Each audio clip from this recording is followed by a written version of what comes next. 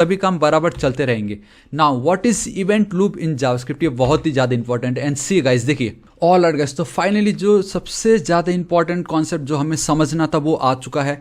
So guys, मैं आपसे बस इतना विनती करना चाहूँगा कि ये जो पार्ट है, ठीक है, जो इवेंट लूप जो मैं आपको अभी एक्सप्लेन करने वाला हूँ, इसको देखने के बाद आप वापस से क्लोजर को एक बार जरूर देखिएगा, तब आपके सारे डाउट क्लियर हो जाएंगे कि मैं क्या बोलना चाह रहा था आपको उस समय उस वीडियो में। क्योंकि उस समय तक अभी तक हमने नहीं देखा था what is global execution context, execution stack क्या होता है, वेब एपीआईज क्या होता है, मैसेज क्यू क्या होता है। ये जो पार्ट आपको दिखाई दे रहा है ये क्या चीज़ है। एंड मैं बार बार आपको हर एक फंक्शन को बोल रहा था, दैट इज फंक्शन जब भी क्रिएट होता है तो उसका एक एग्जीक्यूशन कॉन्टेक्स्ट बनता है, समझ रहे हो। एंड अगर वो रिटर्न हम कर देते हैं तो वो वहाँ से गायब हो जाता है, इट मीन्स उसके डेटा को हम एक्सेस नहीं कर सकते।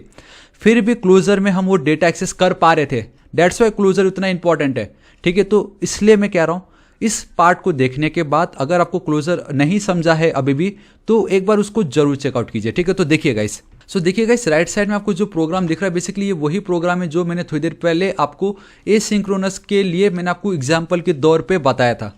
एंड हमें ऑलरेडी उसका आउटपुट मालूम है क्या हो रहा है, लेकिन वो आउटपुट हमें मिल किस तरीके से रहा है, ये एसिंक्रोनस जो बिहेवियर है वो हमें कैसे मिल रहा है। ये जो सेट टाइम आउट अगर 2 सेकंड के बाद हमें डेटा दे रहा है तो वो कैसे दे रहा है, कहाँ से दे रहा है, वो कहाँ चला गया था 2 सेकंड के लिए, क्या घूमने गया था क्या कहीं पे, हमें नहीं मालूम। तो वो अब हम यहाँ पे फिगर आउट करते हैं। तो सबसे पहले देखिए, सबसे पहले क्या होता है, इसमें यहाँ पे चलता हूँ एंड एक काम करता हूँ, मैं ये हरा वाला पकड़ लेता हूँ। देखिए बहुत ध्यान से कि सबसे पहले जब मैंने इस फंक्शन को किया रन, ये fun1 को, ठीक है, ये एक फंक्शन है।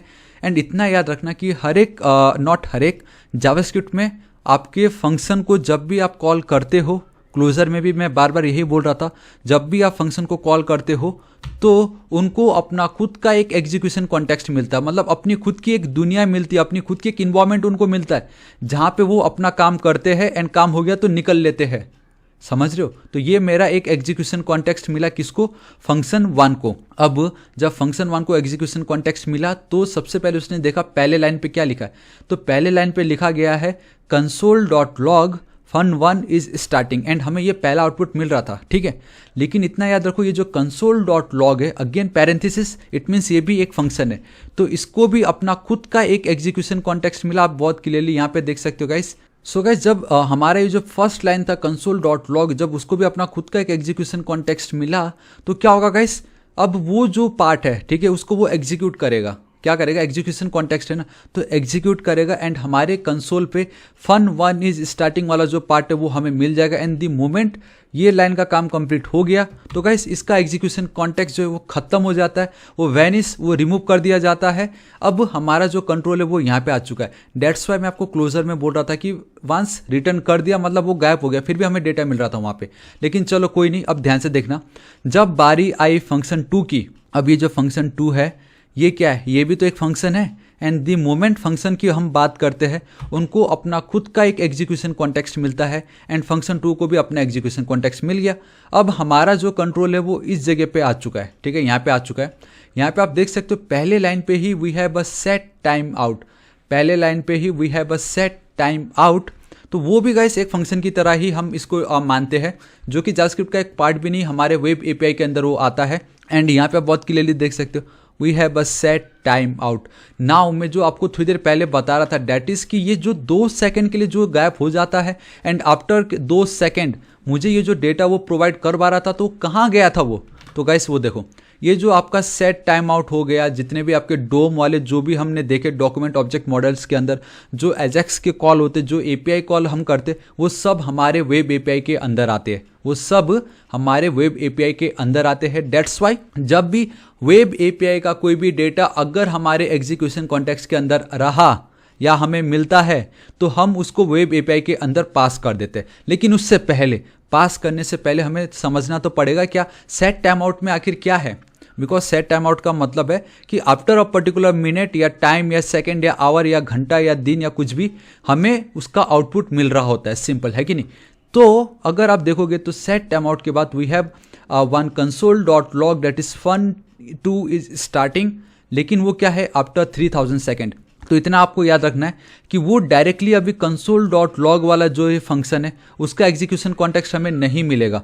वो इसलिए क्योंकि उसका काम है एक टाइमर बेस्ड इवेंट है ना ये, तो वो 3 सेकंड के लिए गाइस क्या करेगा, अपना टाइमिंग सेट कर देगा, टाइमर सेट कर देगा 3 सेकंड के लिए। And we have this call back function. And ये जो फंक्शनैलिटी है कि आफ्टर 3 सेकेंड्स वो इस फंक्शन को कॉल करेगा, that's why it's a call back function, simple, ठीक है।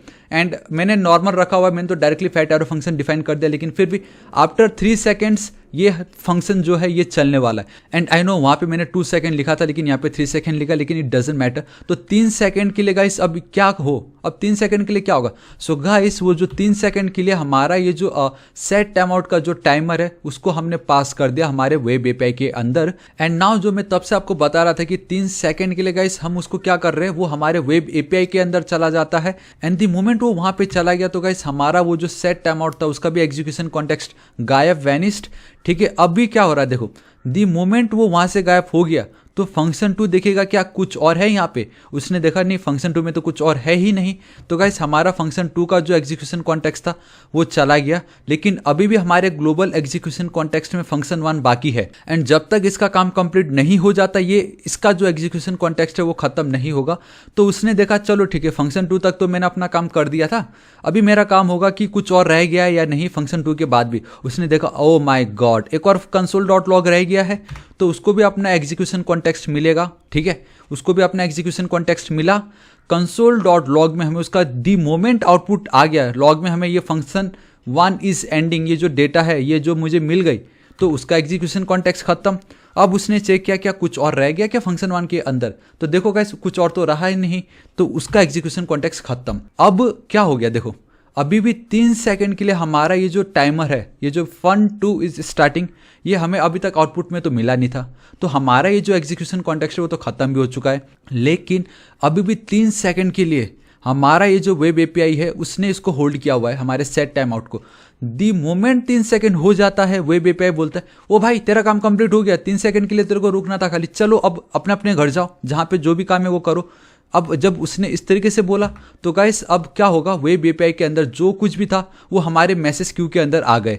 मैसेज क्यू मतलब क्या होता है, आपने अगर डेटा स्ट्रक्चर पढ़ा होगा, लिंक लिस्ट क्यू इस तरीके से पढ़ा है ना स्टैक करके, तो क्यू मतलब एक लाइन में लगना, first come first serve.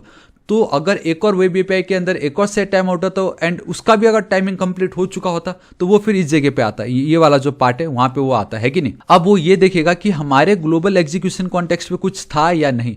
The moment उसको ये दिखता नहीं यार चलो ये तो खाली है, अब क्या करेगा, ये देखो ध्यान से देखना, ये जो मेरा पार्ट है, ये वाला जो पार्ट है, ये जो एरो है वो देखो क्या हो रहा है, ये गोल गोल घूम रहा है। तो अब उसने क्या किया, एंड ये जो पार्ट है यही आपका कहलाता है इवेंट लूप। ये लूप किया ना इसने, यही आपका इवेंट लूप है कि मैसेज क्यू के अंदर जितने भी मतलब जो भी चीज रह गया था, जिसको परफॉर्म करना था हमें, जिसको आउटपुट चाहिए था, जो कुछ भी वेब एपीआई के थ्रू आपको मैसेज क्यू में मिलता है, एंड इवेंट लूप का काम यह है कि उसको अब मैसेज क्यू से एग्जीक्यूशन स्टैक पे अपना एक जगह दिलाना, अपना एक पोजीशन दिलाना, ताकि दी मोमेंट वो ग्लोबल एग्जीक्यूशन कॉन्टेक्स्ट के अंदर आ गया तो गाइस अब इसका जो डेटा था, अब ये जो फंक्शन 2 इज स्टार्टिंग, तो उसका भी अपना एक एग्जीक्यूशन कॉन्टेक्स्ट मिलेगा एंड वो वहां से गायब, एंड इस तरीके से मेरा ये आउटपुट जो है वो फाइनली आता है एंड मेरा ये कंप्लीट। तो इस तरीके से गाइस आपका ये इवेंट लूप काम कर रहा होता है। एंड आई होप अब आपको पता चल गया होगा, we have execution stack, web APIs, message queue, and जब भी कोई भी फंक्शन बनता है उसका अपना खुद का एक एग्जीक्यूशन स्टैक बनता है, एंड अगर उस फंक्शन का काम कंप्लीट हो गया तो वो वहां से चला जाता है। लेकिन क्लोजर के केस में रिटर्न करने के बाद भी मुझे उसका पेरेंट वाले का डेटा मिल रहा था मुझे। तो आई होप अब आपको पता चल गया होगा what is event loop and closure. अब आप देखोगे तो आपको और बेटर समझेगा, जो मैं तब से एग्जीक्यूशन कॉन्टेक्स्ट ये सब बोल रहा था अब आपको और बेटर समझेगा उस समय। So this is it guys, इतना ही था हमारा इवेंट लूप। अब देखते हैं और कुछ रह गया। ऑलराइट गाइस, ECMAScript तो हमने ऑलरेडी समझ ही लिया था, तो इसको मैं हटा देता हूँ। ऑलराइट गाइस, तो हमारे जो एसिंक्रोनस जावास्क्रिप्ट एंड हमारा जो